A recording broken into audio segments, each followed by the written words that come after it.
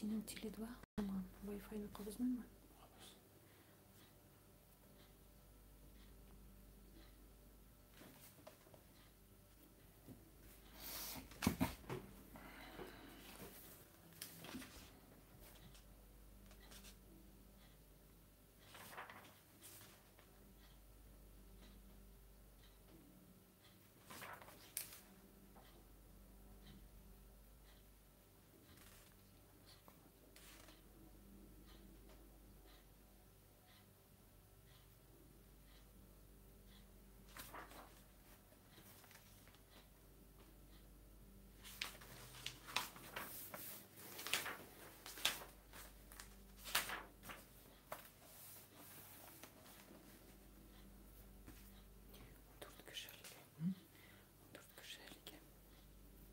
Ну, алты сенікіне мен с опозданием приходит.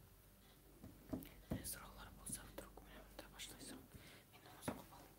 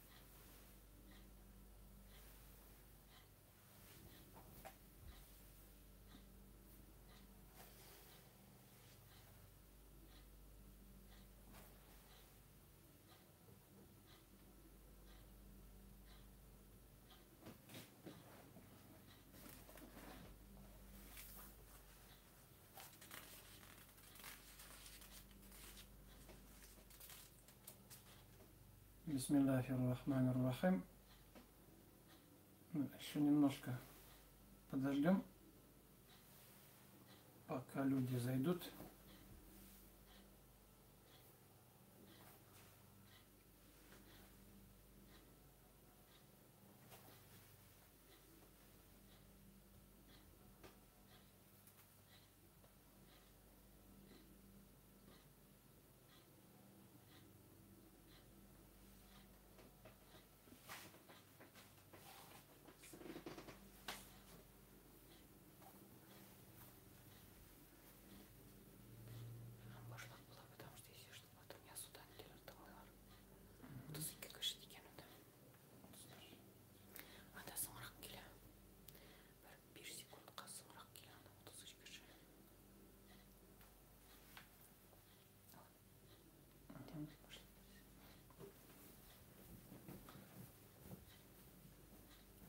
بسم الله الرحمن الرحيم.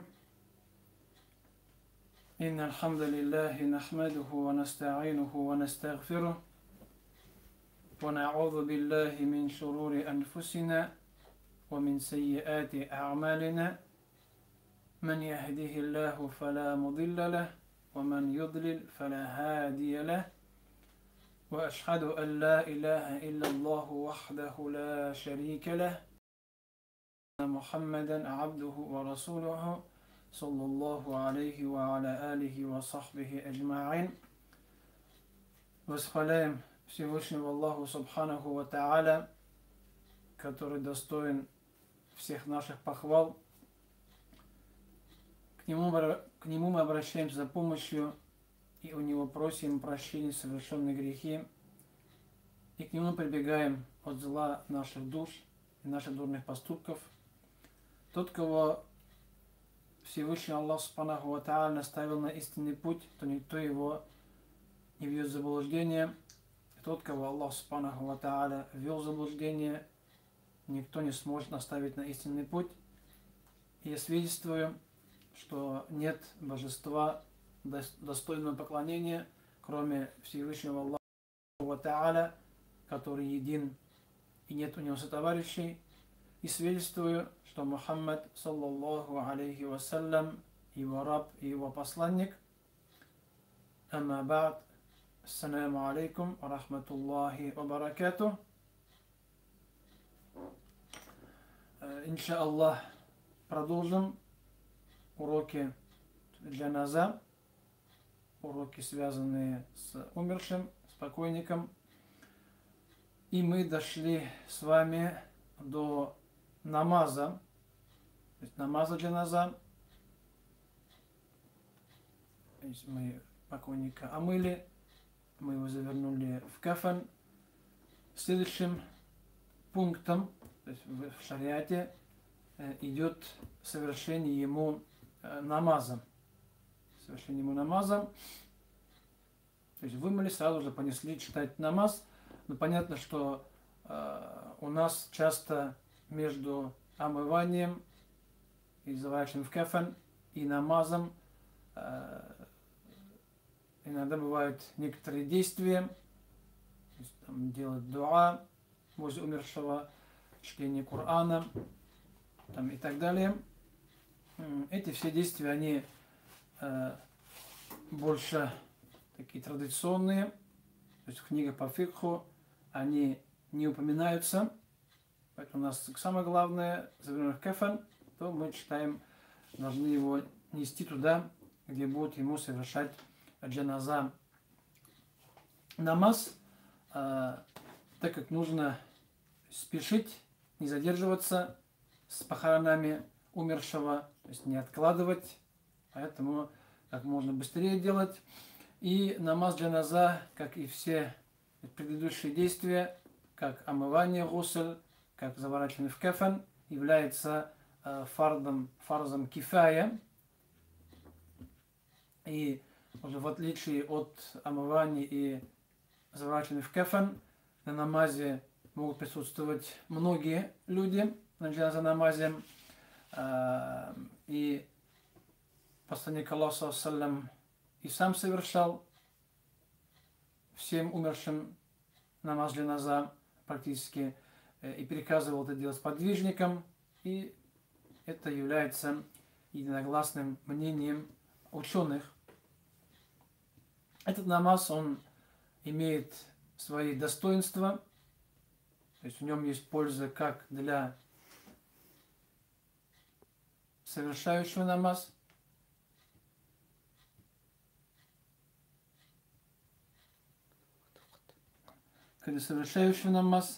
так и для умершего. И достоинство намаза джаназа для его совершающего, это приводится в хадисе посланника Аллаха саллаллаху алейхи вассалям, который привел Абу Хурайра радиллаху анху, что посланник Аллаха саллаллаху алейхи вассалям сказал: тот, кто прочитает джаназа намаз умершему, затем последует за ним до кладбища и останется там, пока он будет не похоронен, то он получит, ему будет записано 2 кирата вознаграждения. Каждый кират равен размером с гору Ухуд. Гора Ухуд в Медине. Если человек прочитал джаназа намаз, затем пошел его похоронил, это касается только мужчин, так как женщины на похоронах присутствовать не могут, то он получит награду, как сказано, в 2 кирата. 1 кират, его размер равен размерам горе Ухуд. То есть гора Ухуд в Медине. Кто из вас был в хаджи, был в городе Медина, видел эту гору, потому что и к ней ее видно издалека. Во-вторых, к этой горе, у этой горы была битва при Ухуде, где похоронены сподвижники, и все хаджи, паломники, они обычно посещают гору Ухуд, и можно видеть ее размеры. Это очень большая, громадная гора. А тот, кто, и Пророк Мухаммад сказал, тот, кто после намаза уйдет домой, то есть не пойдет его хоронить, то получит 1 кират, то есть 1 гору Ухуд. И когда Абдулла ибн Умар, радаллаху анху, услышал эти слова, то он сказал, как много киратов мы потеряли. То есть как много награды, аджра, вознаграждения мы потеряли. Поэтому намаз легкий, простой, недолгий, несложный, который совершается просто стоя, без руку, сажда, тахиятов, совершается за короткое время. За него полагается очень громадная награда, поэтому нужно стремиться, в первую очередь, мужчинам присутствовать на этом намазе, потому что это польза для нас, также будет польза и для умершего человека, так как желательно, чтобы на намазе джаназа было как можно больше людей. Чем больше, тем лучше. И имеется в виду то есть количество тех людей, которые умеют читать намаз, которые совершают гусл, берут омовение, знают, как совершается намаз. Такие люди, а не те, которые не знают, что такое намаз. Поэтому чем больше людей, тем лучше. И в хадисах приводится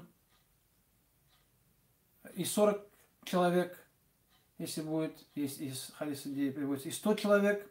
Поэтому в одном хадисе сказано, что если умершему совершит намаз группа из 100 мусульман, из 100 человек, и все не будут за него заступаться, делать шафаат, просить дуа, то, иншаллах, они за него заступятся. Это ему поможет, 100 человек. В другом ривайте приводится 40 человек, если умрет верующий человек, мусульманин, и на его джаназа намазе будет присутствовать 40 человек, которые не совершают ширк, то есть не совершают многобожие, не подают Аллаху товарищей, то Аллах Субхану примет их дуа, их заступничество примет. Поэтому и для умершего польза, чем больше людей, тем лучше. Лучше, но здесь количество людей имеется в виду все-таки те, кто умеют, как было сказано, те, кто умеют совершать намаз. Не просто те, кто стоят, как покрасивее, как массовка, которые намаз не читают, намаз читать не умеют, и для них намаз не засчитывается. Их количество, если будет стоять много не читающих намаз, то ни им нет пользы, ни умершим от этого пользы не будет. И у намаза джаназа есть свои условия. Есть условия, которые касаются самого намаза, то есть, которые касаются совершающего намаз, то есть нас, кто намаз читает. Есть условия, которые касаются умершего. Условия, которые касаются совершающего намаз, это те же условия, что и условия пятикратного намаза, то есть остальных обязательных фарз намазов. Там те же самые условия должны соблюдаться, чтобы намаз был действительным и правильным, чтобы он принимался. Поэтому напомним, вспомним условия, то есть шарты, условия обязательных намазов. Это у нас чистота, то есть имеется в виду чистота, наличие у человека гусля и омовения, чтобы человек был с гуслем и с тахаратом, читающий намаз, потому что намаз без гусля, без тахарата не принимается, любой намаз не принимается. Чтобы у совершающего намаз была чистая одежда, чтобы было чистое тело от наджиса, чтобы была чистая одежда, и чтобы место, где у него стоят ноги, было чистое от наджиса. Это два чистота. Закрывание аурата, то есть определенная одежда. То есть, мужчин просто от пупка и до колен. Это минимальное. Это все закрывают, в принципе. Никто намаз не читает в шортах. Для женщины закрывание всего тела, кроме лица, рук. Это аурат. Это у нас направление в сторону киблы. То есть, как и мы намазы читаем, обязательные фарс намазы в сторону киблы, так и джаназа совершается также в сторону киблы. Это у нас намерение, то есть ният.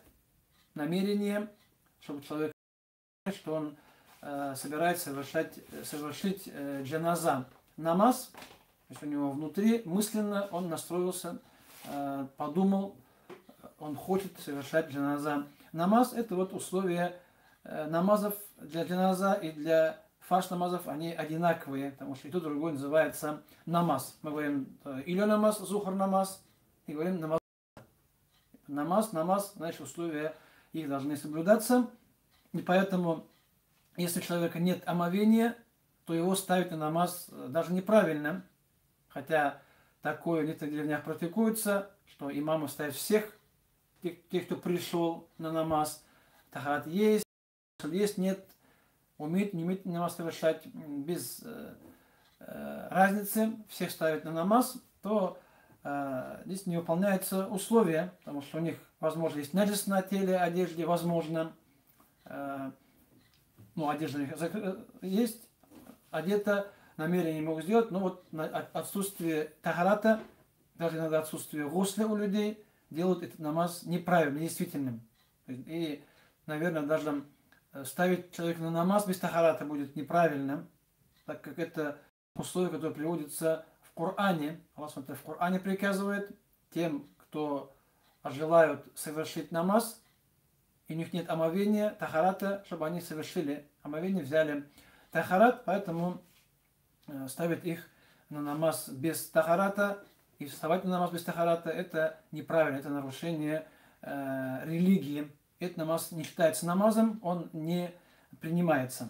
Поэтому это неправильно. Некоторые люди, некоторые имамы начинают совершать таяммум, зная то, что пришедшие на намаз, большая их часть тахарат не совершила, не совершает и не умеет его совершать. Поэтому они, скажем, по-своему нашли выход и учат их, как совершать таяммум, думая, что это поможет. На самом деле таяммум совершается, когда у человека нет воды, нет ее возможности использовать в основе. Также есть то, что можно совершать таяммум тому, кто опаздывает на джаназа намаз. Здесь не говорится, что кто опаздывает, только ему дозволено, если человек, скажем, идет на намаз джаназа, и у него тахарат испортился перед намазом, хотя вода есть, но пока дает до воды, пока идет омовение, тахарат, намаз прочитают, он читается быстро, недолго. Тем, кто не успевает на джаназа намаз, им дозволено совершать омовение. Тот, кто успевает, кто не опаздывает, ему это делать нельзя. Как и нельзя делать таяммум имаму. То есть, если человек имам, пришел на джаназа, взял тахарат дома, пока пришел, там тахарат нечаянно испортился, он должен взять омовение водой, должен взять тахарат водой, то есть имаму, его все подождут. Он не опаздывает.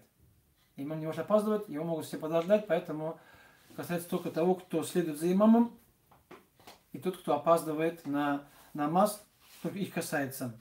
А остальных это не касается, поэтому здесь даже не выполняется условие шариата, поэтому нужно говорить то, что те, кто намаз читать не умеет, у кого нет тахарата, то они на намаз вставать не должны, потому что не выполняется одно из условий. Если мы вот с вами, скажем, вот на намаз ахшам, да, вот, или есту, вставим на намаз без тахарата, намаз не считается, не принимается. Это мы хорошо знаем. И для джаназа то же самое, одинаково, разницы между ними никакой нет. И здесь только одно условие, оно не соблюдается, это время. Потому что для фарш намазов у нас есть определенные времена для каждого намаза. Для джаназа же времени, в принципе, то есть временем не ограничено, его можно совершать в любое время, кроме времен, когда намаз читать запрещено. Запрещено 3 времени, в которых нельзя читать вообще какие-либо намазы, то есть ни фарзы, ни нафиль, ни сунна, ни ваджиб, никакие намазы совершать нельзя. Это во время восхода солнца, это во время захода солнца и когда солнце находится в зените. В эти 3 времени нужно смотреть Если солнце уже появилось на горизонте, пока оно не зайдет полностью, намаз мы не читаем никакой абсолютно. Когда солнце коснулся горизонта, и пока солнце не скроется за горизонтом полностью, намаз не читаем мы. И когда солнце находится в самой верхней точке в зените на небосводе, также намаз не совершается, и джаназа тоже совершается в эти времена. А в любые времена намаз джаназа совершать дозволено. Это вот мы сказали про то, что про условия, касающиеся читающих намаз. То есть нас, живых людей, которые читают намаз джаназа, что мы должны выполнить, чтобы намаз был действительным. Здесь ход зухур иля, ход джаназа, условия одинаковые, кроме времени. Потому что у зухур иля есть время конкретное, у джаназа же оно не ограничено каким-либо временем, какими-то либо временными рамками. Также есть вторая группа условий, которые касаются умершего. Чтобы наш намаз был правильным, необходимо, чтобы и умерший соответствовал некоторым условиям. Первое, чтобы он был мусульманином. Потому что это омывание и похороны, то есть заваша кефан не мусульманином, не совершается намаз тем более, но мы как говорили то, что если родственник не мусульманин, его можно помыть, просто завернуть в материал, но не соблюдая сунный порядок омывания мусульманина, а намаз уже не совершается никому из тех, кто не являются мусульманином, поэтому если спокойно должен быть мусульманин. И в нашей ситуации, то есть для нас, Татарстан, Башкортостан, мы читаем намаз каждому, кто себя считает мусульманином. Кто себя называет мусульманином, кто при жизни хоть кто-то там частично относил себя к этой религии. Вот если проверять там, если человек не читал намаз, там, пил, там, воровал, там, и так далее, там много что можно найти. Но эти все вещи, то есть действия человека, они его не делают не мусульманином. То есть не чтение намаза грех, не держал уразу грех, там, пил, воровал, это все грехи. Это не является препятствием для совершения намаза. Только в одном случае, возможно, это будет проблемой, когда человек себя называл там атеистом, он сам себя так назывался безбожником, или там был татарином, а себя считал христианином и так далее. В этой ситуации это проблема. Такого человека мы не должны хранить как мусульманина. Но у нас, конечно, проблема другая. У нас во многих местах нет, у нас кладбища разделены по признаку национальному, а не религиозному часто. Так как кладбища в основном они у нас, скажем, муниципальные, они там не мечетские, хотя мечеть там все делает на кладбище, и убирается, и там делают субботники, там красит, там убирает заборы и так далее. Но кладбище не принадлежит мусульманам у нас, поэтому они у нас часто как национальные, кроме тех кладбищ, которые специально взяли как кладбище мусульманское, кроме них. А большинство кладбищ городских, деревенских, они у нас, мечеть там не хозяин, а хозяин, там, администрация, глава поселения и так далее. Поэтому мы каждого, кто себя считал мусульманином при жизни, хоть частично, каким-то образом, мы его моем, завачив кефан и хороним. Это наша обязанность. А что будет с ним впоследствии, это с нас не будет спрошено. С нас спрашивается именно то, что мы совершаем по отношению к нему. Поэтому должен быть мусульманином. Есть там некоторые разногласия по поводу самоубийцы. Тот, кто сам себя убил, да, это грех, это является грехом, это запрещено, самоубийство, но совершение грехов человека не выводит из ислама, он остается мусульманином. И в масхабе есть некоторые разногласия по поводу читается, не читается джаназа намаз самоубийцы. И многие считают, ученые, что намаз совершается. Это мнение более предпочтительное, что даже самоубийцу мы омываем, заворачиваем в кафан и хороним его, совершив джаназа намаз, потому что он совершил грех, а каждый, тот, кто совершил грех, нуждается в дуа, то есть в мольбах, обращении Всевышнего Аллаха Субхану ва Тааля. Хотя есть другое мнение, как сказал, что некоторые ученые масхаба, они запрещали читать джаназа намаз самоубийцы, так как приводится, что посланник Аллаха саллям не совершал намаз самоубийцы, но совершали сподвижники. Как вот пример был у нас намаз тому, кто взял деньги в долг и не оставил средства, чтобы вернули долги. То есть посланник саллаллаху не читал сам намаз, но говорил читать сподвижникам. Здесь то же самое же. Посланник Аллаха саллаллаху как назидание, как урок для остальных. Он сам не читал, но сподвижники его хоронили, прочитав джаназа намаз. Поэтому у нас каждый, то есть любой мусульманин, даже самоубийца, мы его хороним как обычных людей. Хотя даже иногда говорят то, что нужно хоронить их отдельно, но пока что не видел у нас на кладбище, чтобы было место у мусульман, отдельное кладбище для самоубийц. Какого-то там, или там за забором такого не было. То есть у русских, по-моему, было когда-то, а сейчас такого у нас, если даже было, то в настоящее время это не осталось. Но это все зависит от следования, какому мнению следовали эти имамы, эта местность. То есть, не будем заходить глубоко в вопросы масхаба, поэтому каждого, кто себя считает мусульманином, кто был там татарином, башкирином, мы хороним как мусульманина.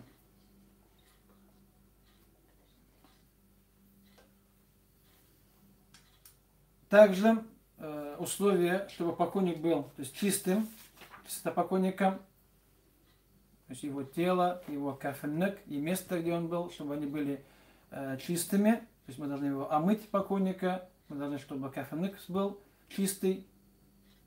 Даже если будут какие-то капли крови, значит они должны быть небольшими, то есть не очень большими, маленькими, то, что прощается. Чистота покойника, чистота кафенник, чистота места, где находится покойник, это условие. Также, чтобы покойник лежал на чем-то неподвижном, или же на земле, или же на чем-то, может, на носилках, получается, на стульях, чтобы лежал он неподвижно, или на земле, или же на подставке, имеется в виду, чтобы его не лежали на руках. То есть читать джаназа намаз, когда покойника на носилках стоят люди и держат его, а мы читаем джаназа намаз, так будет неправильно. Действительно, нужно читать намаз, положив покойника или же на землю, или же на стулья, на носилках, потому что намаз, в противном случае намаз будет считаться недействительным. Также, что покойник лежал перед имамом, чтобы покойник, чтобы присутствовал, чтобы было все тело, или же большая часть тела вместе с головой, чтобы они были, чтобы это тело лежало перед имамом, совершающим джаназа намаз, чтобы он, то есть, присутствовал тело, то есть по масхабу Абу Ханифы, если есть тело, намаз читаем. Нет тела, намаз не читается. Чтобы для намаза необходимо наличие тела. Если, скажем, тело сгорело, и нам принесли прах там в урне, как вот после кремации, и говорят прочитать намаз, мы ничего делать не можем. И такие ситуации бывают. Бывают, вот, ну, иногда вот у нас в мечети Нижнекамске так случалось, откуда там приезжают в других регионах России, то есть татары, там мама, папа умирает, и они кремировали, принесли вот, какой-то горшочек с пеплом, и говорят, что надо сделать что-нибудь. Здесь только остается делать дуа. Дуа, намаз читать мы не можем. Если намаз не читали ему, то мы намаз ему не прочитаем. Поэтому, если тело сгорело полностью, скажем, осталось только кости, или там нет ничего, и осталось только части тела, там разрозненные, нет тела, намаз джаназа не читается. Надо, чтобы тело было и тело присутствовало. Если тело отсутствует, мы здесь, а тело находится в другом городе, то мы намаз читать ему не можем. Не можем. И история с Негусом, Наджаши, правителем Эфиопии, это особенность посланника Аллаха, которая нас не касается. Так как Пророк Мухаммад это сделал только один раз в жизни, он больше это не совершал, хотя в Медины умирало много сподвижников в разных походах, но никому из них посланник Аллаха намаз не совершал джаназа. И только единственный раз, первый последний раз, это для намаз Наджаши, то есть Негус, правитель Эфиопии. Поэтому это считается как особенность. Поэтому, если, скажем, мы находимся здесь, в Нижнекамске, и там умер родственник где-нибудь в Казани, мы не поехали на джаназа намаз, мы не можем почитать ему джаназа намаз, так как, ну, чтобы мы стояли возле тела, и тело было возле нас, только в этом случае дозволено, то есть и намаз будет считаться правильным и действительным. Если нет тела, то намаз не совершается. Это вот условие для того, чтобы намаз был действительным. Есть условия нас касающиеся покойника. Чистота, закрывание аурата, присутствие покойника, чтобы он лежал на чем-то неподвижном, чтобы он целиком или полностью присутствовал, чтобы тело было. Это вот условие намаз джаназа. Если все это выполняется, то намаз читаем, совершаем. Что-то не выполняется, то намаз будет считаться недействительным, неправильным. То есть намаз будет не приниматься, поэтому здесь, скажем, играть, там, смотреть там просто не стоит. Это поклонение, это айбада, у которого есть жесткие условия, и только если эти условия соблюдаются, только тогда намаз будет правильным, то есть Аллах СУБХАНАＨУ его примет. Дальше переходим к самому намазу. То есть, к самому намазу. Намаз джаназа, он совершается стоя. Намаз совершается стоя от начала до конца. И тот, кто в состоянии стоять, он обязан читать намаз стоя. Его могут совершить сидя только те, кто стоять не могут, не в состоянии. Ну, это условие, оно всех намазов. Всех намазов, имеется в виду фарс намазов, одинаково. То есть любой фарс намаз, как утренний, там, иля, иканда, аср, магриб, айша, мы обязаны, то есть там тоже является, там, фарзом является, рукным, совершать его стоя. Джаназа совершается стоя. Стоя мы произносим 4 такбира. И после 4 такбиров, там между ними читаются некоторые дуа, зикры, и намаз завершается приветствием, салямом, то есть в 2 стороны.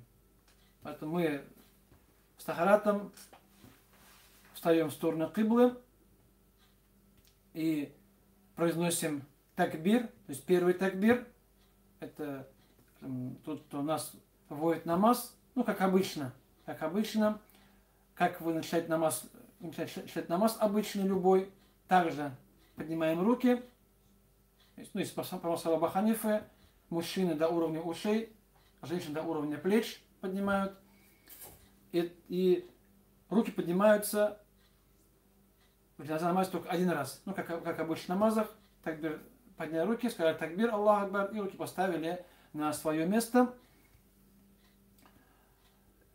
После есть это первый такбир, который имам говорит вслух, стоящий за имамом произносит его, скажем, прошептывают, произносит его шепотом,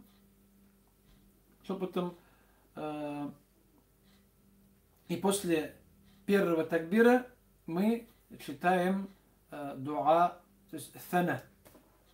То же самое, что читаем в начале любого намаза, то есть санаду асан, субханак Аллахумма бихамдик, субханак Аллахумма бихамдика, ва табарак исмука, ва та'аля джаддука, ва ла иляха гайрук. Это вот то, что мы читаем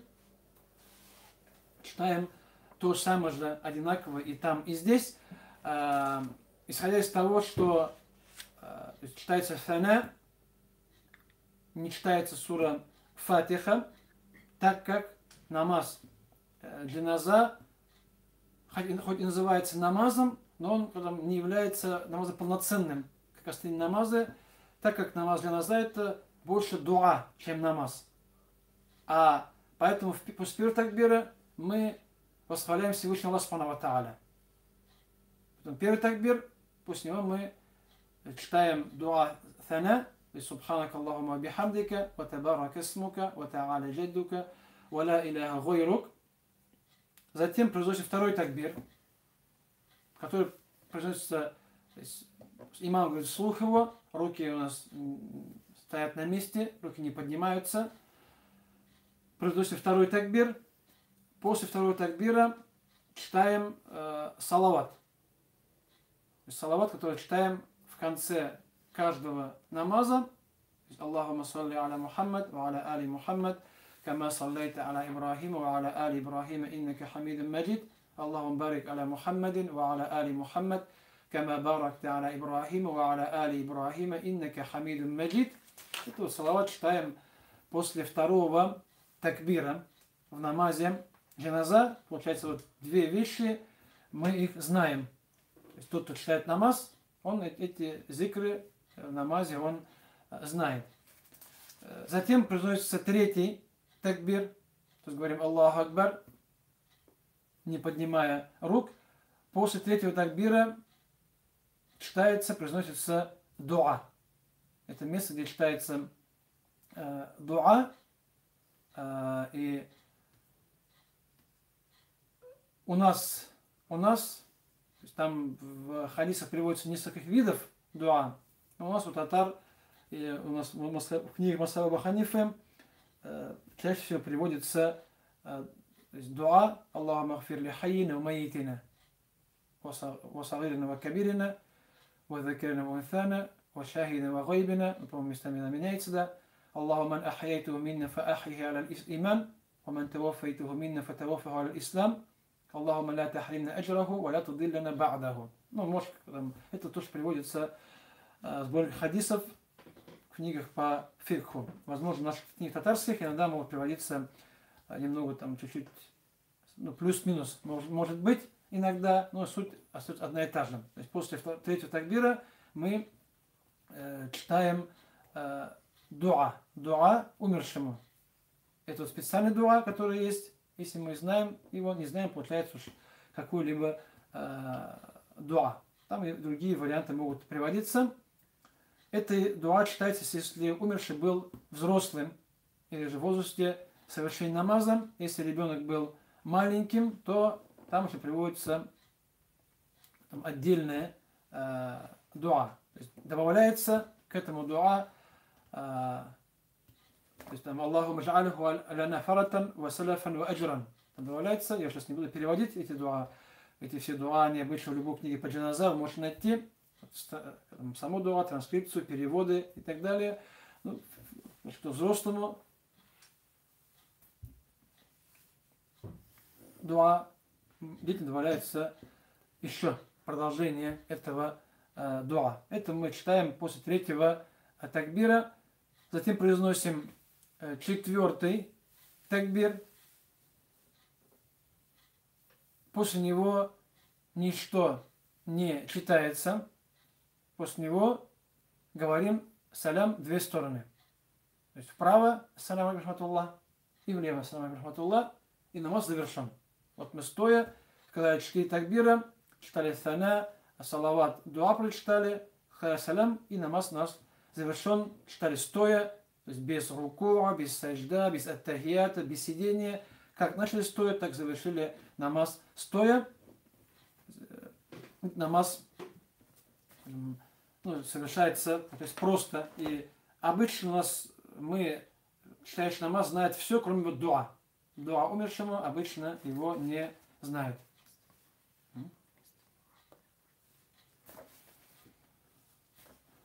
Это вот то, что читается в намазе джаназа. И нужно знать то, что фарзы джаназа намаза — это совершение его стоя, как мы сказали, и сказать 4 такбира. Это самое основное. Поэтому если человек стоял, сказал 4 такбира, он совершил и ничего совсем не читал, то есть человек знает, то есть взял тахарат, он знает слово такбир, Аллаху Акбар сказал, и он сказал за имамом 4 раза Аллаху Акбар, и сказал с имамом с приветствия, то намаз считается правильным. То есть знать эти все зикры, дуа, это не фарс. Если фарс, это у нас читать стоя намаз и сказать 4 такбира. Но сказать салям в 2 стороны является ваджибом, как и в намазах, остальных намазах также. А чтение сана, салават и дуа, это является сунной. Если человек не читал сана, не читал салават, не читал дуа, то намаз считается правильным, действительным. Намаз из-за оставления или незнания сунны намаз не. Поэтому главное стоя, сказать 4 такбира, сказать салям и читать то, что знаешь. Потому что дуа, вот Аллаху мафирли хайна ва мейтина, этот дуа, то его нужно, чтобы его выучить и запомнить, нужно его повторять постоянно. Кто намаз читает джаназа постоянно читает, он знает. А кто читает джаназа раз в полгода, там, раз в несколько месяцев, то, естественно, не повторяя, оно забывается. То есть любая вещь, если человек ее не повторяет, он ее рано или поздно забудет. А читать каждый день просто так люди у нас обычно не привыкли, чтобы не забыть некоторые зикры или некоторые дуа. Это вот способ совершения намаза, как намаз совершается. Ну, забыл сказать то, что имам встает напротив груди покойника умершего. То есть, если мы положили покойника, неважно, это мужчина или женщина, имам встает напротив его груди, грудной клетки умершего, и мужчины, и женщины. И нужно сказать то, что джаназа намаз как и мужской, так и женский одинаково.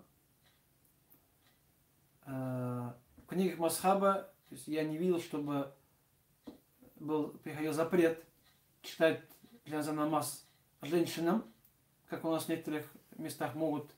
Ну, у нас обычно в деревнях не читают, потому что намаз читается где-то возле кладбища, на кладбище часто, поэтому женщины туда не идут, они туда ходить не должны, поэтому они провожают возле дома, а уже мужчина читает намаз возле кладбища или на кладбище в каком-то уголке. Поэтому женщины у нас не читают, не принято читать намаз.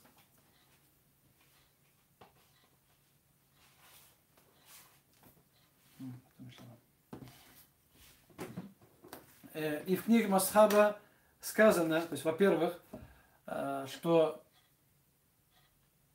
джаназа намаз является фарз кифая, и его должен совершить хотя бы один человек, или мужчина, или женщина. То есть минимально это один человек. Если мусульманин прочитал джаназа намаз один человек, даже если этот человек является женщиной, то намаз читает, то намаз совершен, его можно хоронить. Поэтому и мужчина, и женщина одинаково сказано. Также в некоторых книгах приводится, как в книге Рад аль-Мухтар ибн Абидина, что в джаназа намазе женщины встают в ряд за мужчинами. стоят мужчины в ряды, за ними стоят женщины. Получается, указано то, что, как и на обычных намазах, мужчины встают сначала мужчины, затем встают женщины. И они могут совершать намаз, поэтому запрета не приводится, что женщинам совершать намаз запрещено. Женщинам нежелательно, запрещено идти на кладбище, хоронить. Но про намаз это не приводится, поэтому если у вас намаз совершается где-нибудь возле мечети, возле дома, то женщины могут встать. Хотя, конечно, иногда могут некоторые имамы, люди противиться, сказать, что намаз читать будет неправильно. Могут запрещать некоторые имамы совершение джаназа намаза.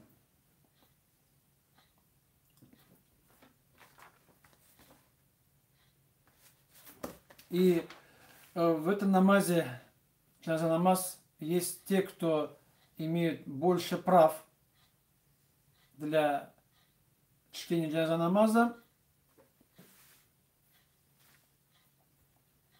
И там начинается, конечно, от правителя мусульман, его заместителя, или же казы,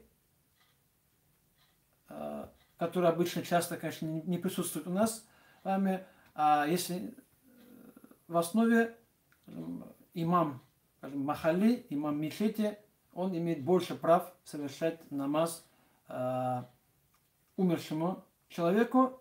Если нет имама, затем это право переходит к родственникам умершего. Поэтому если есть имам, то он имеет право. То есть при его присутствии другие люди намаз читать не могут. Если имам есть, он читает. Нет имама, то читает кто-то из родственников. Родственников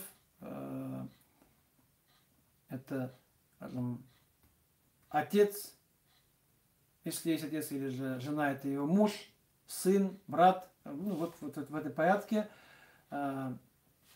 Поэтому, скажем, у намаза есть, скажем, те, кто имеет больше прав его совершить. Если же по какой-то либо причине человека похоронили без совершения намаза, его все похоронили, не совершив джаназа намаз, то это можно сделать у могилы. У могилы уже после похорон. Это если при случае, что намаз не совершили. Ну, как я говорил, то, что, как я вот говорил, вот в прошлом году, когда вот там, в апреле-мае, да, когда были самые сильные ковидные ограничения, у нас в Нижнекамске привозили умершего от коронавируса, приезжала бригада, они к ним не подпускали до похорон, только после похорон, потому что до похорон этого делать не давали. То есть к умершему, то есть не подпускали близко. Поэтому после похорон, но это при условии, что там еще есть тело. Что там, в могиле, что тело человека является целым. То есть в ближайшее время намаз прочитать можно. Если прошло там полгода, год-два, потом узнали, то, думаю, намаз читать будет нельзя, потому что там уже тело будет у него, тело уже разложится, и как бы говорится, что чтобы омывать, заворачивать, читать намаз, нужно присутствие тела целиком, полностью. Поэтому могилу намаз читать можно будет это в самое ближайшее время. Это при условии, что ему намаз не совершили до похорон по какой-либо причине.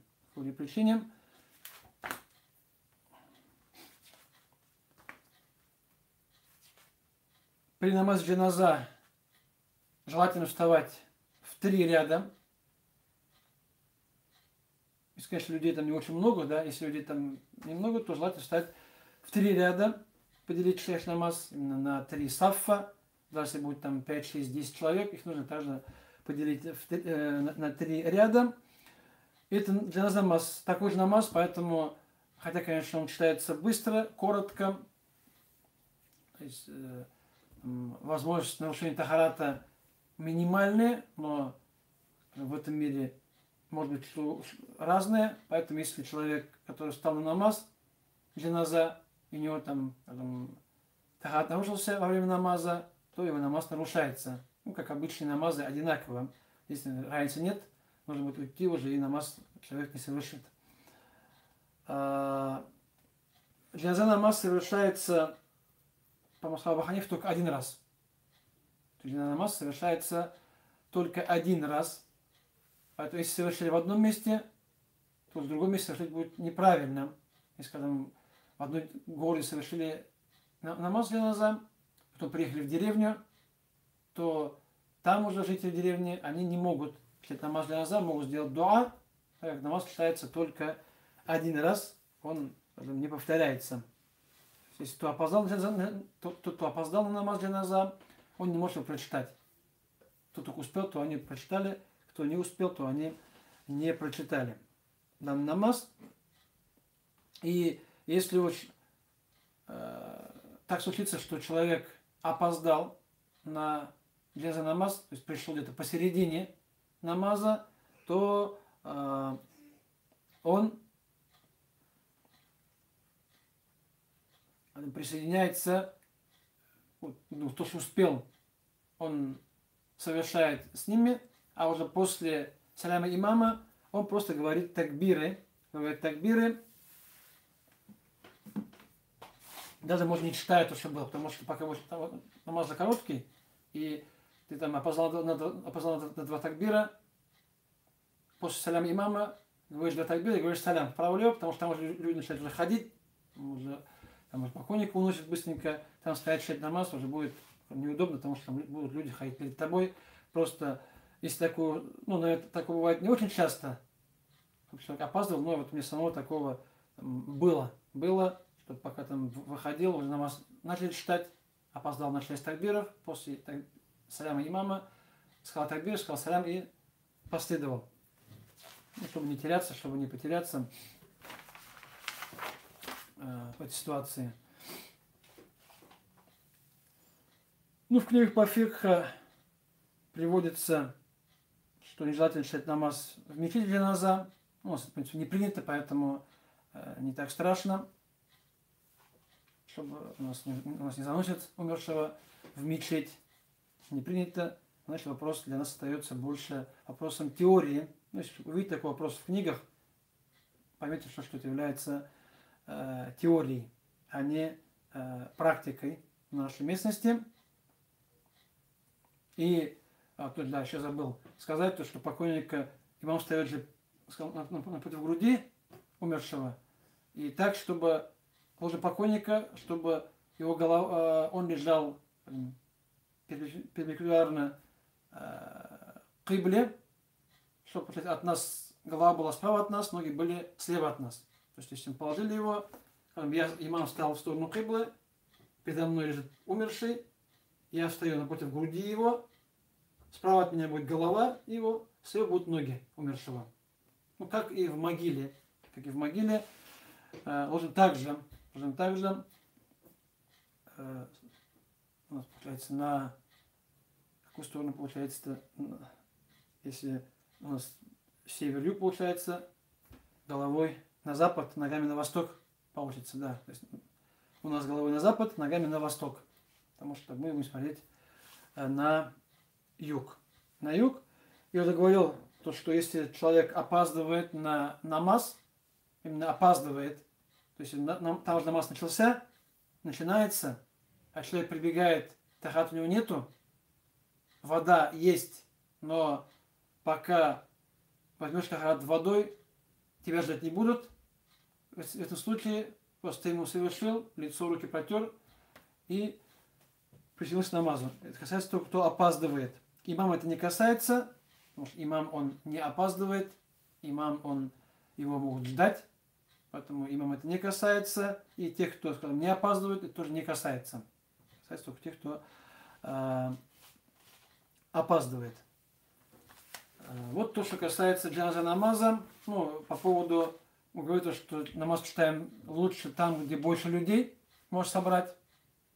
Если, скажем, к примеру, человек умер в городе, а его будут хоронить в деревне.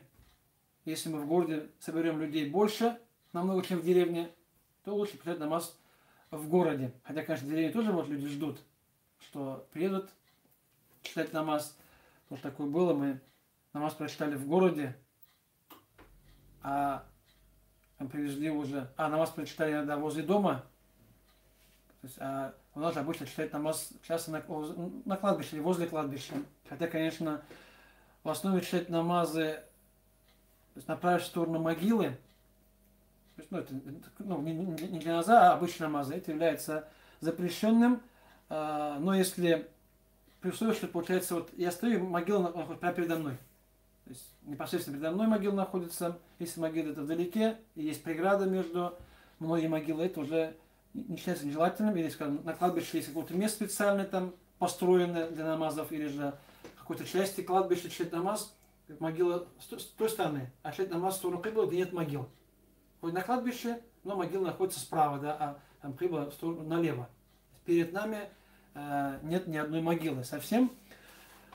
В таких случаях дозволено совершать. А если читаем намаз там между могил, то лучше, конечно, читать намаз за забором, да, за забором уже не на кладбище будет, или же в другом месте, где как можно больше людей. Возле мечети практикуется в многих местах читать намаз именно возле мечети, потому что там людей будет побольше, да, чтобы было больше людей. Поэтому это один из признаков того, что один из признаков хорошей смерти присутствие на намазе джаназа большого количества людей. Поэтому у нас даже в Нижнекамске так практикуется, что тот, кто на намаз ходил, то объявляется и намаз читать возле мечети.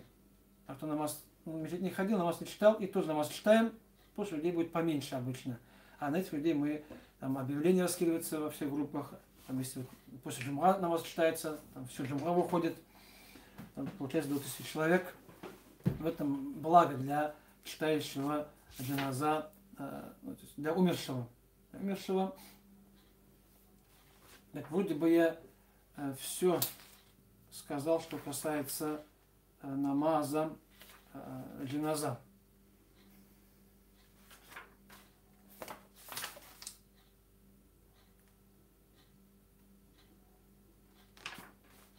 Вроде все сказал, поэтому если есть вопросы, которые касаются именно самого намаза,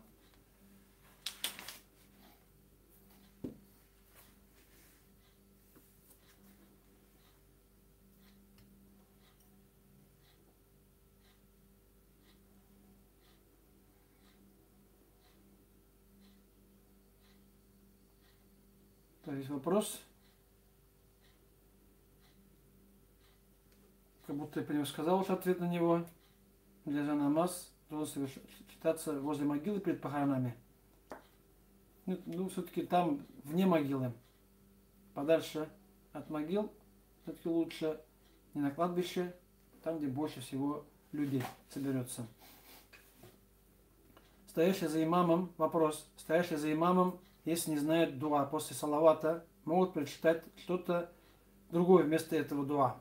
Это вместо дуа в основе. Поэтому,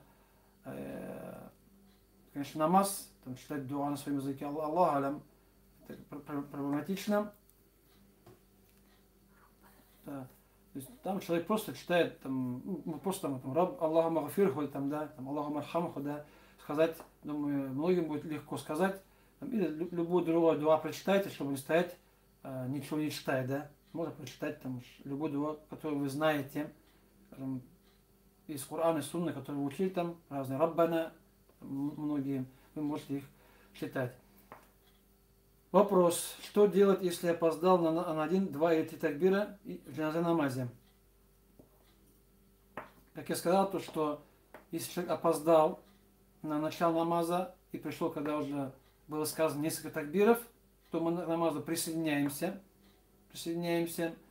То, что успели, читаем с имамом, как обычно в намазах. После того, как имам скажет салям, мы, скажем, как возмещаем, делаем када, оставшиеся такбиры. В принципе, конечно, можно читать то, что осталось там, да, то, что мы пропустили там, да, можно читать. Там люди начнут ходить возле вас в разные стороны, так люди там не стоят, это не мечети после намаза, где большинство там делает зикр или стоят на сунну.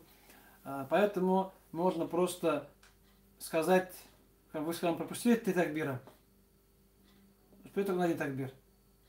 После саляма имама говорите 3 такбира и говорите салям.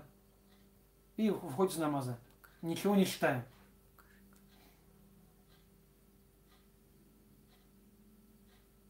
Вопрос, можно ли дуа в джаназа намазе прочитать своими словами по-русски? Честно говоря, Аллах алям, намаз у нас все-таки по-арабски совершается, поэтому является проблемой читать дуа на каком-либо другом языке, кроме арабского. Поэтому, насколько я знаю, читаем только по-арабски. Вопрос. Когда намерение говорится, обязательно ли сказать имя покойного? Да, у нас так принято, что у татар во время джаназа, намаза сообщают, там, проговаривают имя умершего. Хотя, конечно, джаназа это поклонение, это дуа. И, по крайней мере, я вот в книгах арабских не видел, чтобы, во-первых, нет произношения, нет там. Да, конечно, можно, но в основе же нет это мысли человека. То есть человек, он намеревается, то есть думает, что будет что-то совершать, что будет что-то делать. Поэтому намерение в основе, оно внутри, его не видно. Кто-то, конечно, может нам сказать, что нет халам мазу курга, джаназа намазу курга, как подтверждение своего намерения, которое было внутри. Но говорить имя покойного не является обязательным, так как джаназа намаз читаем, это джаназа намаз читаем. Мы делаем дуа, а уже кто там находится, мы можем и не знать. Это не обязательно знать его, потому что там в дуа, в намазе, там не приводится имя человека. Там приводится, что прости его, да, или прости, и помилуй его. Этого человека, этого умершего, этого покойника, этого достаточно. Поэтому, хотя да, у татар у нас почему-то, да, сейчас не могу сказать, откуда это пошло и почему пошло. Спрашивают, да, перед намазом, как его звали, и как было имя его отца, спрашивают, ну, наверное, для дуа послушай, хотя знать имя человека, в принципе, не обязательно. Если человек умер, делаешь ему дуа, ты можешь делать дуа, не зная его имени, а просто как мусульманину, как брату и сестре, брату мусульманину, сестре мусульманке, и без имен. Дуа, иншаллах, оно принимается. То есть произношение имени человека не является там, условием принятия дуа. Так, вопрос. Человек, считающий себя мусульманином, но не читающий намаз, считается ему джаназа намаз. Слово здесь у нас. То есть не читающий намаз мусульманин, он считается мусульманином. Не чтение намаза это является грехом, который человека из ислама не выводит. Поэтому каждому мусульманину, который намаз не читал, намаз джаназа совершается, это было всю историю.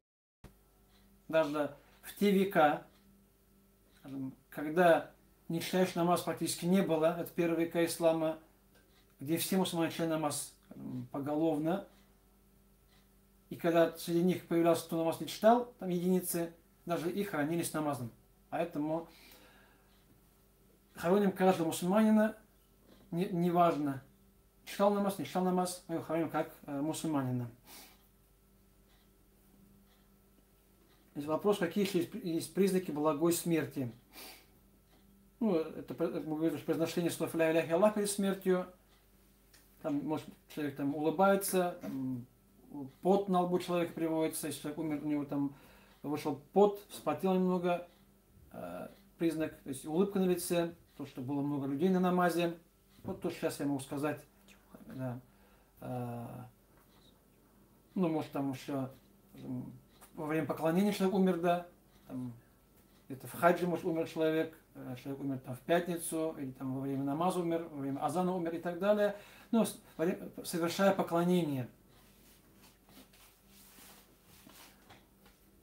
Вопрос, что вы скажете про 41 Ясин? То есть читать для умершего после его смерти 41 Ясин. Да, это еще одно действие, которое распространено у нас. На настоящее время я не знаю, я читая книги не видел, чтобы читать умершему именно 40 или 41 Ясин, их там каждый по одному Ясину и так далее, чтобы потом подарить награду умершему. Потому что, в принципе, можно читать любые суры. Ну, иншаллах, про чтение Корана умершему поговорим завтра. Завтра, иншаллах, поговорим про похороны. И здесь у нас, по-моему, все-таки женщин больше, чем мужчин.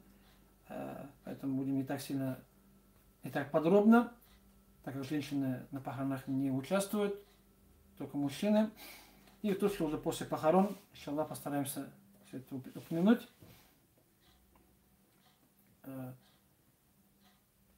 Ну, в основе, чтобы какое-либо действие сделать, нужно его подтверждение. Подтверждение, кто-то это ищет подтверждение в хадисах, может ищет подтверждение в книгах по фикху. Также, то есть и хадисы, и еще слова ученых, которые приводятся в книгах по фикху, тоже являются доводом. Доводом я пока не встречал ни там, что нужно читать 40 ясинов умершему после смерти.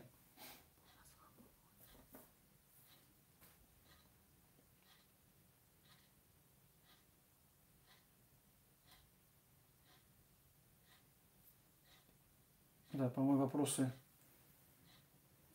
завершились.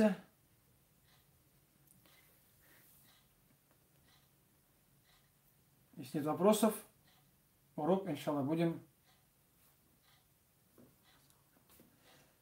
завершать. Иншаллах, завтра у нас последний урок. Иншаллах. Субханака Аллахумма ва бихамдик. Нашхаду ан ла илляха илля ант. نستغفرك ونتوب إليك. السلام عليكم ورحمة الله وبركاته.